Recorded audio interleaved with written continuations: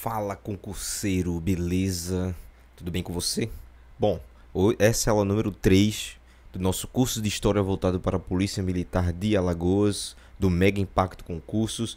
Então essa aula aqui vai ser a aula de continuação da aula passada, que foi de História do Brasil. E vamos falar sobre o período joanino, que é o período que a família real vem para o Brasil, de 1808 a 1821. É o período que a família real se instala no Brasil, com a capital no Rio de Janeiro. Vamos analisar todo esse processo para ficar bem claro aqui para vocês, beleza? Então, vamos lá. Bem, preparei esse esquema aqui para vocês para ficar mais claro de entender. Vou ter até minha imagem daqui para ficar mais visível. E vamos lá, né? Bem, o período joanino, como a gente já sabe, é o período em que a família real se instala no Brasil. Vou botar o lápis aqui, o apontador, para ficar mais claro. E a vinda da família real para o Brasil teve todo um processo, né? Não foi de uma coisa de uma hora para outra. Teve todo um trâmite, desenrolar histórico que começa na Europa, que vai afetar diretamente os pilares do Brasil, vai influenciar na independência do Brasil em 1822. Então, existe toda uma análise histórica para poder entender esse processo. Então, vamos começar lá. Primeira coisa é o iluminismo, né? O movimento iluminista foi um movimento burguês, que acontece na Europa, intelectual, que vai ser a base teórica das revoluções burguesas europeias. Beleza? Então vamos lá, aqui tem uma explicação bem básica, né?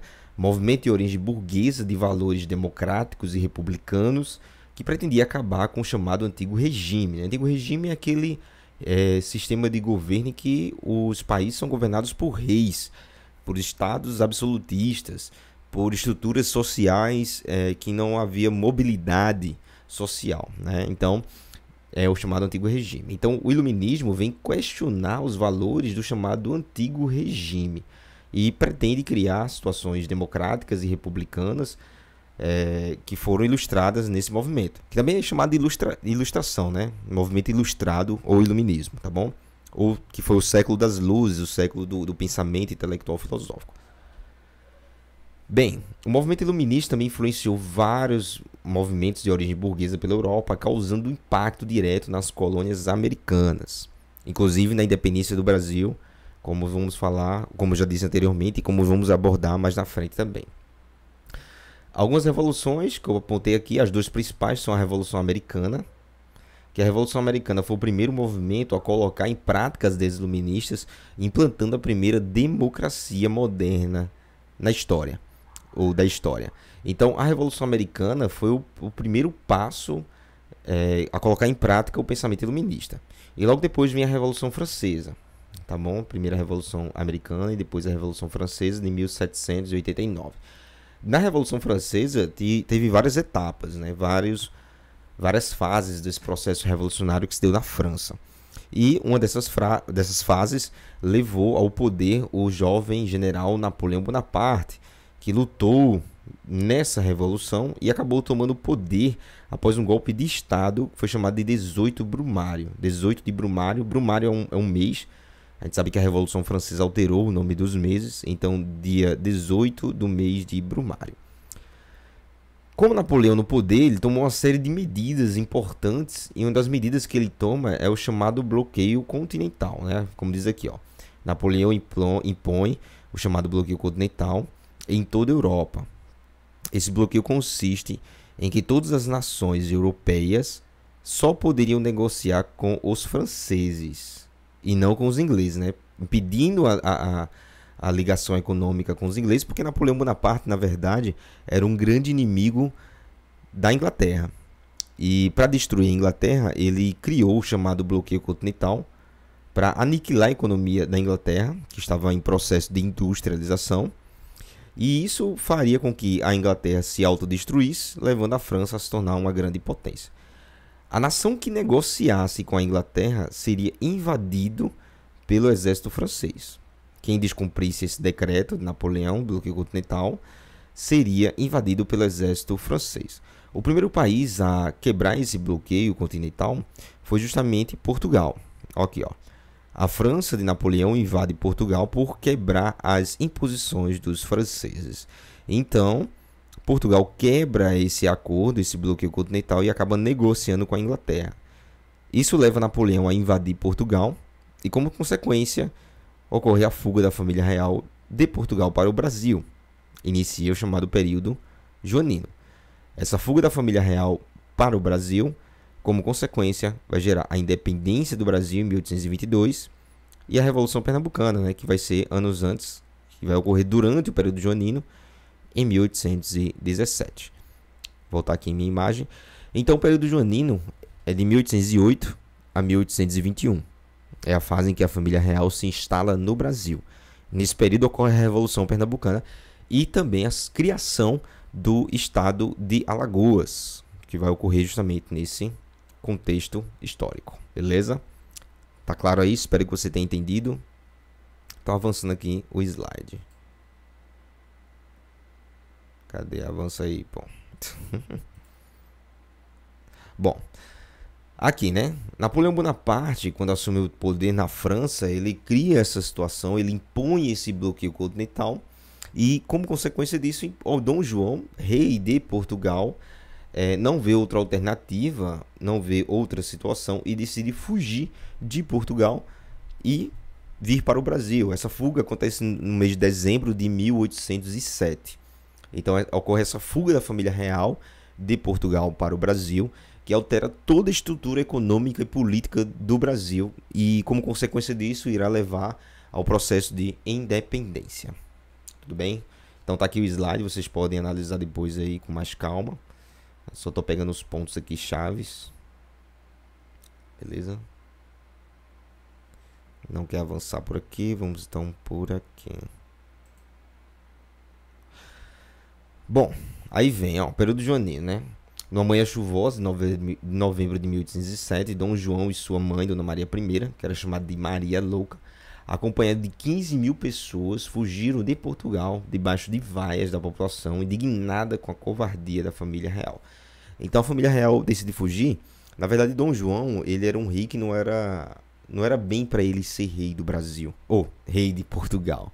Simplesmente, o trono cai no colo dele, a coroa cai no colo dele, e ele se torna rei de Portugal. A mãe dele, Maria Louca, fica louca porque perde o esposo e o filho primogênito, acaba enlouquecendo com essa situação, e como ela é louca, fica louca, ela é afastada do trono, e o governo passa para o colo de Dom João, que se torna Dom João VI. E esse, como regente de Portugal, devido à invasão, a iniciativa francesa de invadir Portugal, decide fugir. Então ocorre essa fuga, que é justamente a fuga da família real para o Brasil, que ocorre em 1807 e vão chegar ao Brasil em 1808. Aí vem o governo de Dom João do Brasil. Em 22 de janeiro de 1808, Dom João chega ao Brasil. 6 dias depois, decreta a abertura dos portos brasileiros às nações amigas. Um ponto importante devemos ressaltar dessa fuga da família real é que antes deles virem para cá, a capital do Brasil era Salvador. E depois muda essa capital e torna-se o Rio de Janeiro. Beleza? Então essa mudança aí acontece antes da família real vir para cá. Com a abertura dos portos brasileiros às nações amigas. O que significa basicamente essa situação, né? O que significou essa atitude? Para Portugal, significou um prejuízo, né? Que perdeu o monopólio comercial brasileiro. Ou seja,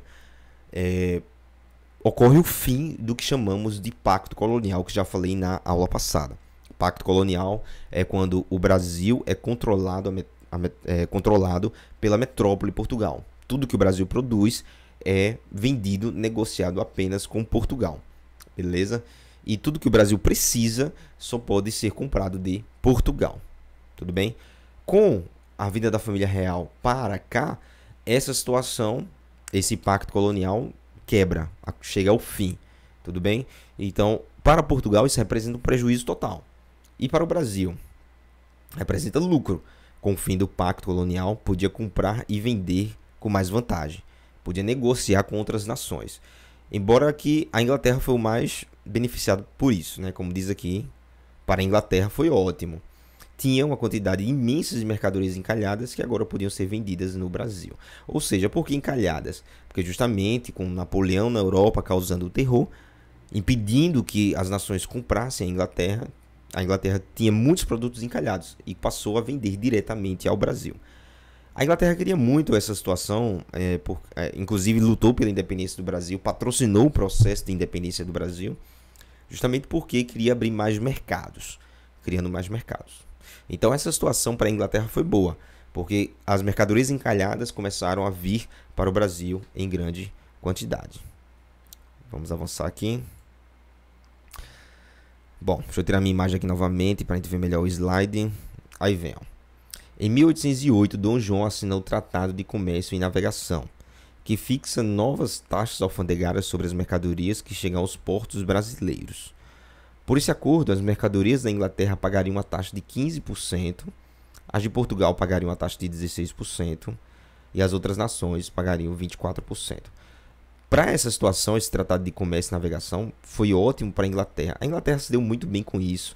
A Inglaterra ajudou na fuga, ajudou no processo de transição da corte de Portugal para o Brasil, e eles ganharam muitas vantagens nessa situação toda.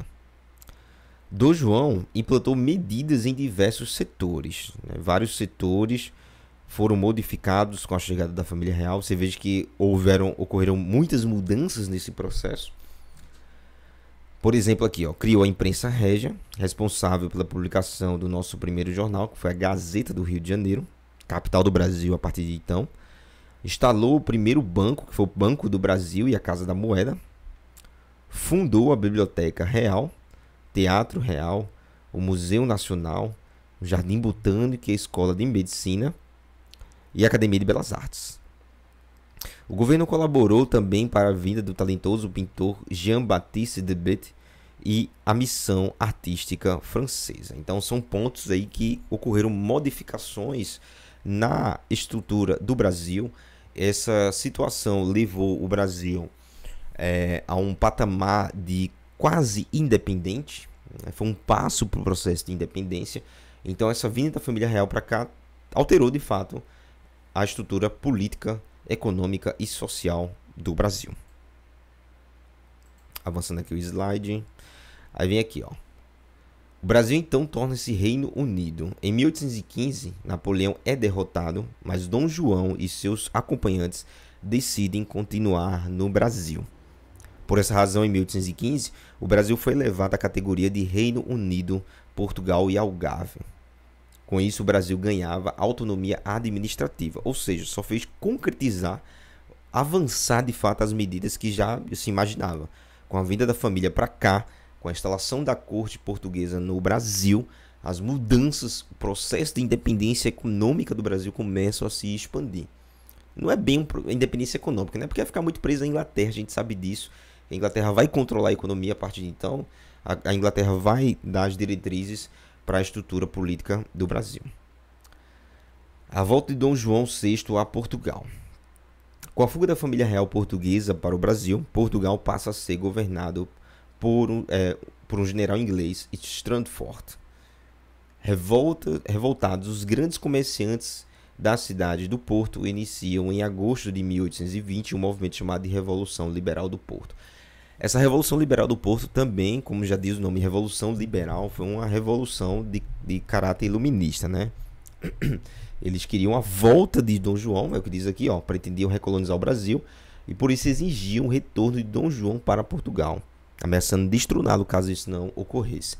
Então, como vou explicar os dois pontos aí, né? Esse ponto aqui da parte do Reino Unido, né? Porque Napoleão, ele, quando é derrotado na Europa, ele fica preso na ilha de Santa Helena. Quando ele é preso, o que acontece praticamente nesse cenário? O Dom João não volta, continua no Brasil, fica no Brasil, tudo bem? O Brasil continua sendo governado por Dom João, Portugal também, só que lá em Portugal ocorre a Revolução Liberal do Porto, que é uma revolução burguesa também, e essa revolução exige que Dom João retorne e recolonize o Brasil, que é uma contradição, né? Há de fato aí uma contradição. A ideia liberal, que o pensamento liberal é a autonomia, é a independência, e a contradição é que esse por ser uma revolução liberal, eles queriam ainda recolonizar o Brasil. Então é uma contradição desse movimento que acontece em Portugal. De qualquer maneira, Dom João retorna a Portugal em 1821 e o Brasil fica sendo governado pelo seu filho, o Pedro I. Aí, ó. Dom João viajou e deixa seu filho Pedro como regente do Brasil. Isso acontece em 26 de abril de 1821. Mas antes de partir, Dom João VI procura garantir à sua família o governo do rico e imenso território brasileiro. Por isso, despediu-se do seu filho dizendo, abre aspas, Pedro, se o Brasil se separar, antes que seja para ti, que me hás de respeitar, do que para algum desses aventureiros. Então, nessa situação, Dom João retorna a Portugal, pressionado pela Revolução Liberal do Porto, pelos burgueses de Portugal, e deixa aqui no Brasil o Pedro, que vai se tornar o Dom Pedro I. Tudo bem? Então, avançando aqui. Nesse contexto histórico, nessa situação histórica, nesse período joanino, acontece então a Revolução Pernambucana de 1817. Que fique bem claro isso, tá bom? De 1808 a 1821, período joanino. Nesse período, acontece a Revolução em Pernambuco em 1817, que como consequência vai levar ao processo de desligamento, de separação e criação do estado de Alagoas. Alguns membros importantes dessa Revolução Pernambucana, eu não vou apontar aqui agora, vamos avançar para ver os pontos principais dessa revolução. Tal movimento foi organizado, deixa eu botar um lápis para ficar mais legal aqui para a gente ver. Aqui, ó. Tal movimento foi organizado pela elite pernambucana, né? A elite pernambucana que vai organizar esse movimento, que também vai ser influenciado pelas ideias liberais, pelo pensamento do iluminismo. Deixa eu diminuir um pouco minha imagem aqui para ficar melhor de visualizar agora. Beleza? Ó, esses estavam descontentes com a chegada da família real ao Brasil, né? Que eram os portugueses, aqui a família real portuguesa. Houve um sentimento anti-lusitano muito grande nesse movimento, nessa Revolução Pernambucana, que vai desencadear em 1817, tá bom? Então, a chegada da família real para o Brasil vai aumentar os impostos, pô. A carga de imposto vai ser pesada para o pessoal, principalmente no Nordeste, que vai sofrer ainda mais aqui, ó, com a crise econômica, com vários problemas sociais, com a seca, com os impostos, tá bom? Com a crise do açúcar. Tudo bem? E esses fatores unidos, a soma dessas situações todas, vão levar ao movimento revolucionário de Pernambuco em 1817. Esses pretendiam fazer do Nordeste uma nação livre, tá bom? Queriam também proclamar uma república. Então você vê aqui, ó, esse ponto é importante. Queriam fazer um movimento republicano.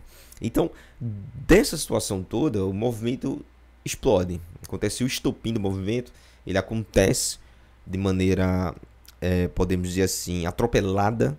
Teve a parte conspiratória, claro, mas ele acontece, o estopim, o surgimento do movimento, ele não foi bem organizado, né? Ele foi meio atropelado. Então, esse movimento, a Revolução Pernambucana, ele vai durar 72 dias, na verdade, né? Em média 70 dias. E vai ser o movimento do Brasil, que representa a crise do sistema colonial, que foram vários movimentos que marcaram a crise do sistema colonial, né? Teve três, vamos dizer três bem claros aqui. Teve a Inconfidência Mineira, a Conjuração Baiana e a Revolução Pernambucana.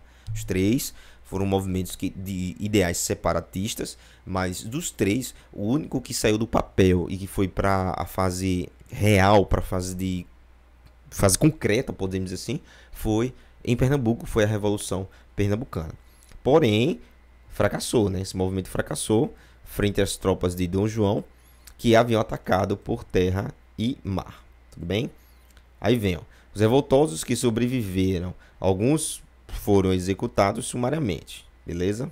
Alguns sobreviveram, alguns ficaram presos, inclusive alguns que até lutaram em outras revoltas. Por exemplo, a revolta dos Confederados do Equador, que vai ser um movimento lá no primeiro reinado, vão ter alguns remanescentes, alguns traços remanescentes dessa Revolução Pernambucana 17, que também foi chamada de Revolução dos Padres. Aí vem, ó. O movimento teve sua origem nas lojas maçônicas, né? Teve grande influência na maçonaria nessa situação. que estavam abarrotadas, que estavam amontoadas em Recife, logo após a guerra contra os holandeses, tá bom? Então, havia um sentimento em Pernambuco, um sentimento nativista, um sentimento regional muito forte, e isso vai favorecer, vai criar um campo fértil para essa situação. E claro, a grande camada burguesa em Pernambuco, que tem seus filhos estudando no exterior, que vão trazer de lá esse pensamento iluminista, essas ideias iluministas, que vão fomentar, vão impulsionar ainda mais esse movimento. A Revolução Pernambucana teve alguns erros, né? Por exemplo, eles pretendiam libertar os escravos e ter os escravos lutando, os ex-escravos lutando a favor da causa. Só que isso levou muita divergência interna, causou um desconforto da classe dos senhores de engenho que não queriam a libertação dos escravos nesse contexto. Então, as próprias contradições internas dessa revolução levou eles a se corroer por dentro, facilitando assim a sua aniquilação. Tudo bem? Então, deixa eu voltar aqui o slide aqui para a gente ver aqui, né? Alguns nomes importantes desse processo, né? O Domingos José Martim, o padre João Ribeiro, que ele cometeu suicídio nesse contexto, Frei Caneca, que vai sobreviver a esse movimento e vai lutar, vai ser o líder da Confederados do Equador, Antônio de Carlos Ribeiro de Andrade Machado e Silva, que também vai fazer parte do movimento, e Bárbara de Alencar, que vai ser uma mulher que vai ser considerada a heroína de Pernambuco nessa situação histórica. Então são alguns nomes que fizeram parte da Revolução Pernambucana. E vem o desenrolar da guerra, né, do conflito. Então o ataque, de fato, ó, Pernambuco era imenso, né? Essa parte toda aqui de amarelo, tá vendo? Do Rio São Francisco aqui, tá vendo? Que é a separação de Pernambuco. E que é a divisa do estado de Pernambuco. Então, a revolta, ela acontece em Recife e eles começam a enviar emissários para outros estados. Rio Grande do Norte e Paraíba também fazem parte desse movimento. Beleza? Então, vão fazer parte dessa situação, vão declarar independência, vão hastear a bandeira de Pernambuco, vão criar um grupo, uma junta governamental formada por maçons, padres, intelectuais, senhores de engenho, que vão liderar, vão tomar a frente desse movimento, tá bom? Negros também, libertos, vão fazer parte dessa situação. Então eles vão mandar emissários para outros países. Por exemplo, o Cruz Cabugá vai ser enviado para os Estados Unidos e para a França atrás de trabalhos diplomáticos, né? De fazer com que essas nações aceitem o processo, aceitem a independência de Pernambuco, aceitem Pernambuco como uma nação livre. Nessa situação, emissários também são enviados a Salvador e que basicamente dá errado, não obtém sucesso, e uma tropa é enviada de Salvador a Pernambuco para tentar acabar com Montim. Dom João manda uma tropa pelo mar para atacar Recife, então um ataque por terra pelo sul e também pelo mar, beleza? Então essa situação aqui vai levar o movimento a acabar, vai ser extinguido, vai entrar em decadência e vai ser destruído, seus membros vão ser executados e, como presente, Dom João dá ao pessoal aqui do Rio Jacuípe para baixo, né, e do Rio São Francisco para cima, cria o estado de Alagoas, a província de Alagoas, porque nessa região aqui, esse grupo que morava nessa região não fez parte do movimento revolucionário de Pernambuco, foi totalmente contra e fez de tudo para atrapalhar essa revolução. Como presente, Dom João acaba criando a comarca de Alagoas como presente aos representantes, aos que lutaram contra essa revolução. Tudo bem? Bom, foi demais. Então, ficou bem claro, espero que tenha entendido aí esse processo. Então, a Revolução Pernambucana teve essa influência e em 1817 separa Pernambuco de Alagoas. Pernambuco começa a ficar menor. Tem um mapa aqui de Pernambuco menorzinho. Deixa eu ver se eu acho aqui. Tá no próximo slide. Aqui, ó. Pernambuco vai sendo tosado, vai sendo diminuído.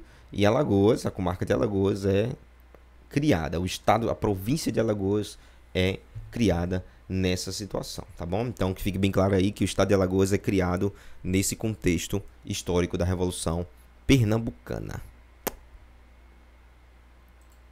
Pronto, aqui. Agora vamos para umas questões para a gente analisar. Eu vou apagar aqui meu vídeo aqui, tirar minha imagem aqui para a gente ler com mais calma e resolver essas questões, beleza? Aí tem aqui, ó.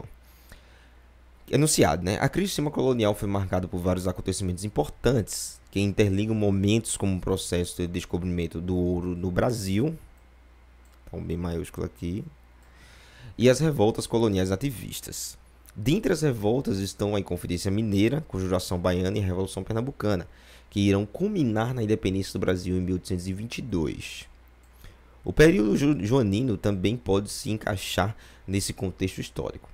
Levando em consideração os acontecimentos descritos acima, julgue os itens abaixo. Aí vamos lá. Primeiro item aqui. O período joanino, que é o período onde a família real portuguesa se instala no Brasil, está diretamente ligado a acontecimentos da Europa, como a expansão napoleônica e o bloqueio continental. Cara, a vinda da família real está diretamente ligado sim à expansão napoleônica e ao bloqueio continental. Porque graças a essa situação, eles foram acuados e acabaram fugindo de lá para cá. Então essa sentença aqui ela é verdadeira. De fato isso aconteceu. Beleza? Fácil, né? Vamos lá.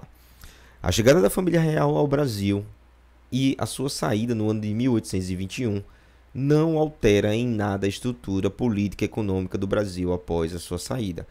Pô, velho, a família real portuguesa veio para o Brasil, fez uma série de mudanças, como eu já falei, criou o Banco Central, o Banco Real, trouxe a Academia de Belas Artes, fundou a Biblioteca Real, alterou a estrutura econômica, o Brasil se tornou mais independente economicamente para negociar com quem eles quisessem, acabou o pacto colonial, tudo que não diz nessa questão, que diz que praticamente não alteram em nada, tá ok? Então essa aqui é errada.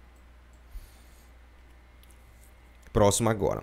Durante o período joanino, 1808 e 1821, ocorreram revoltas marcantes no cenário brasileiro, como a Inconfidência Mineira. Cara, já tá errado aqui já, né? Já tá errado. E a Conjuração Baiana. Pô, essas revoltas não aconteceram no período joanino. A única revolta que acontece no período joanino é a Revolução Pernambucana. Vamos prosseguir. Conjuração Baiana, né? Que abalaram a estrutura do sistema colonial, levando assim ao processo de independência de 1822. Beleza, essas revoltas podem ter influenciado no processo de independência de 1822, mas elas não ocorreram no período joanino, que é o que diz a questão. Então, no contexto dela, ela está também errada. Beleza? Próximo aí diz assim, ó. A vinda da família real portuguesa para o Brasil já era um plano antigo, sendo o mesmo nunca executado, apenas com a pressão exercida por Napoleão Bonaparte, através do bloqueio continental, é que esse projeto sai do papel. De fato, o projeto da família real vir para o Brasil era uma coisa muito antiga. Já havia essa ideia de vir para o Brasil bem antes da sua execução em 1807, né, que é o ano que eles fogem de lá. Então, essa situação aqui é verdadeira. Verdadeira, pois já havia esse projeto antes. O que vai fazer com que ele aconteça de fato é justamente a interferência de Napoleão Bonaparte e a sua política expansionista pela Europa. O outro ponto, em 1821, a família real portuguesa volta para Portugal, né? Volta para Portugal após o início da chamada Revolução Liberal do Porto, organizada pelos burgueses lá, né? Que exige o retorno da mesma e a recolonização do Brasil. Pronto, isso aqui está verdadeiro também. A família real volta para Portugal justamente devido a uma pressão exercida pelos liberais, pelos burgueses lá de Lisboa, que exigem o retorno da família e a recolonização do Brasil, que, como eu falei já na aula, é uma contradição do pensamento liberal, essa recolonização do Brasil, pois o próprio pensamento liberal prega a independência, a separação desse processo. Tudo bem? Então, esse é o conteúdo de hoje. Deixa eu ampliar aqui minha imagem para a gente poder encerrar. Esse é o nosso conteúdo de hoje, aula número 3, bem fácil, bem prática, bem tranquila. Família real no Brasil, período joanino, 1808, 1821. Então, bem tranquilo. Espero que vocês tenham entendido. Espero que vocês tenham gostado. E beleza, galera. Até a próxima. Vamos estudar. Valeu!